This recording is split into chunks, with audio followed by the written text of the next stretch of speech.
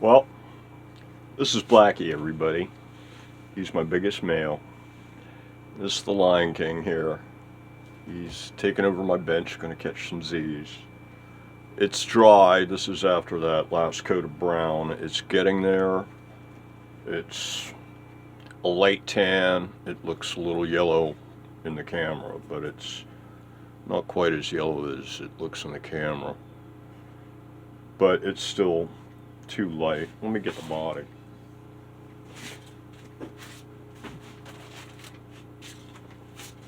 Yeah, see, here's the body. So, yeah, still too yellow. I'm going to hit it again. Okay, it's dry once again, and slowly but surely I'm closing in on the right shade. Still more yellow than brown, but it's getting there. I'm going to hit it again.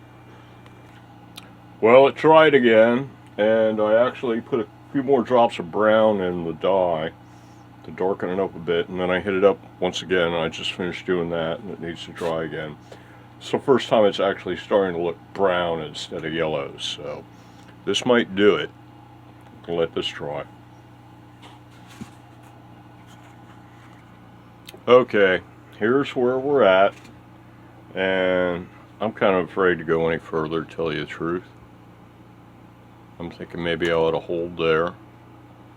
This is redder, that's colder, but you know, different kinds of wood, what can you do? I suppose I could try throwing a little red into this, but might want to leave well enough alone. So, I mean, this is still showing a little grain, and that'll pop a bit more once it gets clear coated. Yeah, let me grab the naphtha.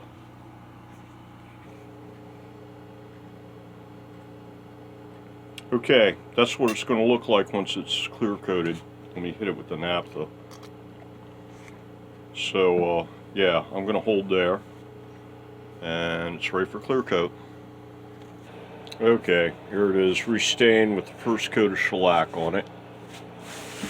And I can definitely see some grain this time. The shellac seems to darken it ever so slightly, but once it dries and once you sand it, it's pretty much perfectly clear. So, time to hang this up to dry. Okay, it's got some shellac on it again after being restained. And I think I'm going to go another coat just to be safe. I don't want to cut through because it's starting to look pretty good. So, it's probably as close as I'm going to be able to get to this kind of wood to look like it matches with the Bubinga. So yeah, one more coat, and then I think I can sand and polish. As you can see, I've started working on the black stain strat, trying to bring it down to more of that color. Okay, making some progress. That last coat I just put on is dry to the touch. I think I'm going to let it cure for like, you know, a couple hours or something, and then time to sand.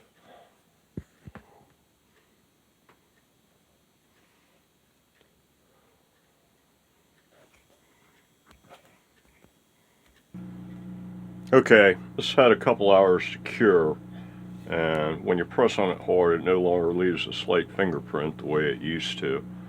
So this is probably just about ready for sanding. Just to be safe, I'm going to give it another, like, I don't know, hour, something like that. And then knock it down with some 1000, polish it up, and I think it'll be ready to go. Polish it and wax it. And then got to do the fingerboard.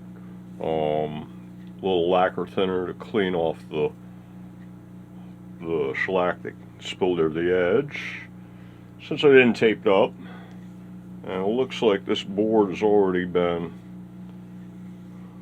Oh yeah, this is the old Steinberger Spirit, so it's already been worked over as far as like leveled and beveled and all that kind of good stuff, rolled and all that. So it'll just be a matter of cleaning off the spillover with a bit of lacquer thinner, and then running some sandpaper along the edge, unless I want to leave this lacquered, shellacked, whichever.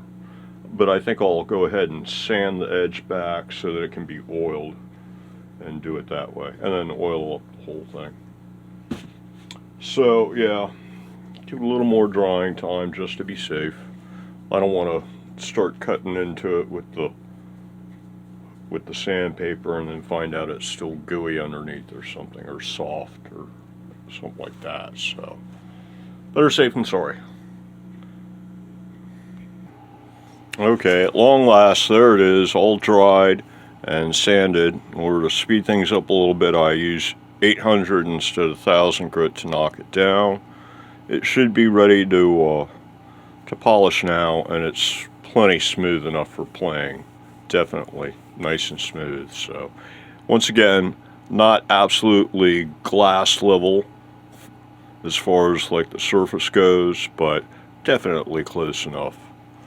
A few hundredths of a mil difference here and there doesn't matter. So now I'm going to give it the polish with the drill and the foam sponge attachment and the polishing compound, and then I'll go ahead and clean it with an naphtha and wax it same way I did the body.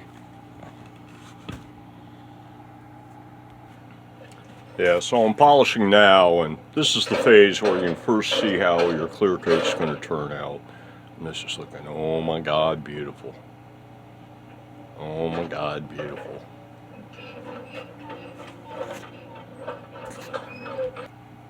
Okay, got all the residue cleaned off. Once again, not a mirror finish, but a smooth finish.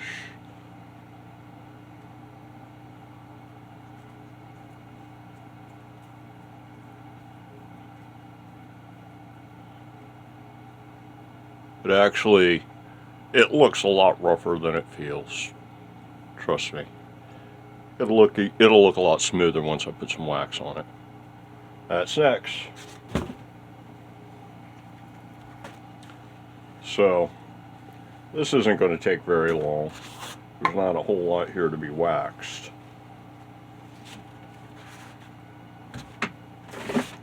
Move out here in view of the camera.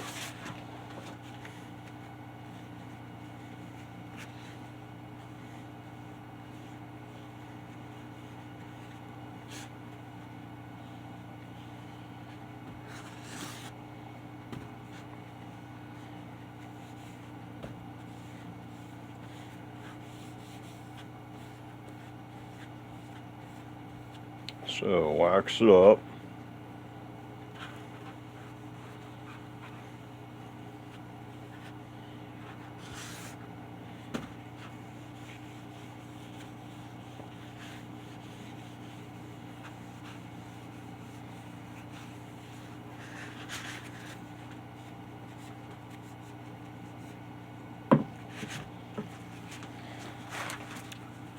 Then you polish or buff.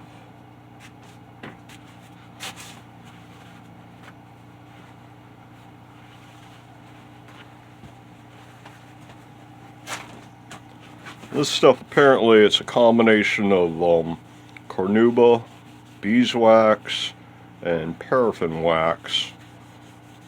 And some of the waxes are harder than others. I guess the carnauba would be the hardest, and the paraffin the second hardest, and the beeswax is almost a thinner for the other two. It's rather oily. And so, as you polish it,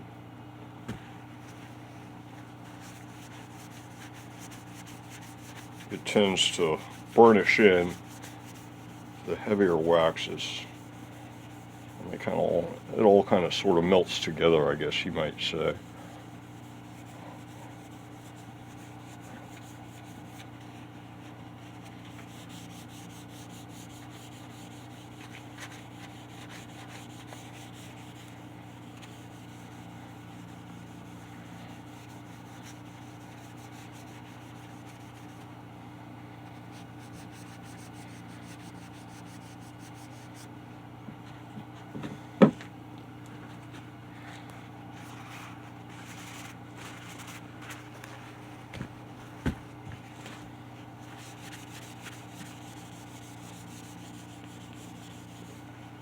Yeah, it's pretty much clean. It's feeling very slick. Not feeling any residue on the cloth now.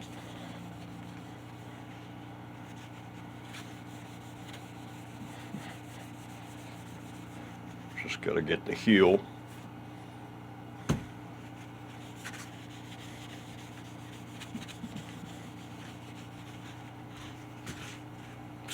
I think that'll do it. All waxed and buffed. Yeah, looking a little smoother and a little shinier. Could even go one level more and rub it down with mineral oil, but I think I'll just stick here. That's nice and smooth and it's shiny, so that ought to work. Let's see what this is going to look like here.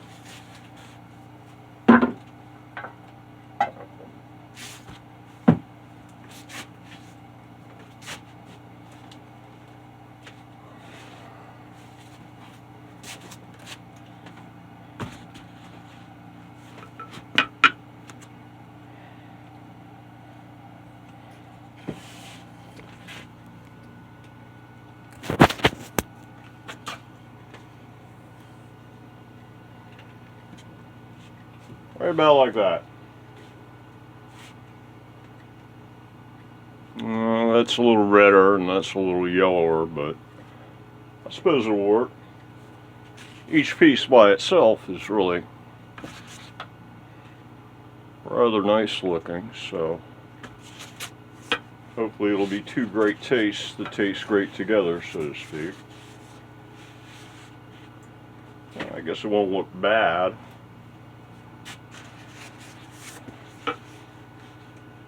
Maybe I should have put some red into that tint. Oh well, live and learn, right? Yeah, this is another good example of garbage in, garbage out, but for colors instead of grains. It's a redder wood, it's a yellower wood. So, this is actually, well, this is actually stock. This is a browner kind of wood.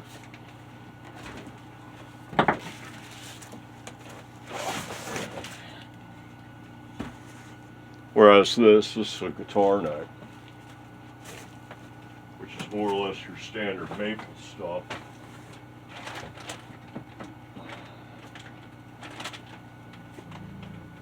This one's awfully dirty, but yeah, that kind of wood versus that kind of wood. So yeah, very red, very white by comparison. So that's the reason.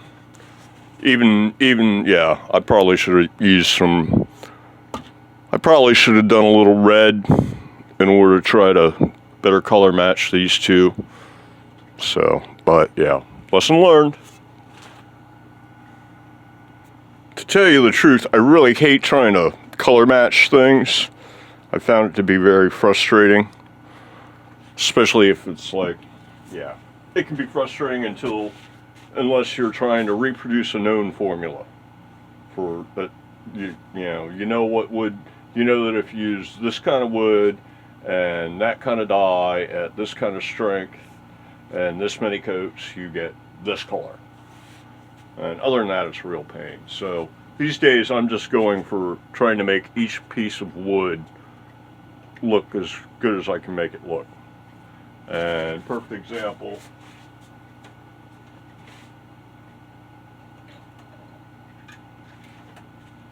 This is my second try on the black stain Strat, and it's starting to look a whole lot prettier. So, yeah.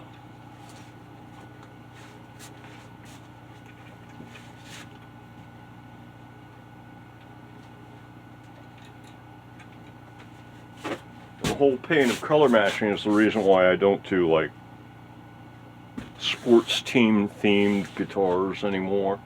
Because it's too difficult. It's too much like work trying to match the team's colors. So. But anyway, yeah.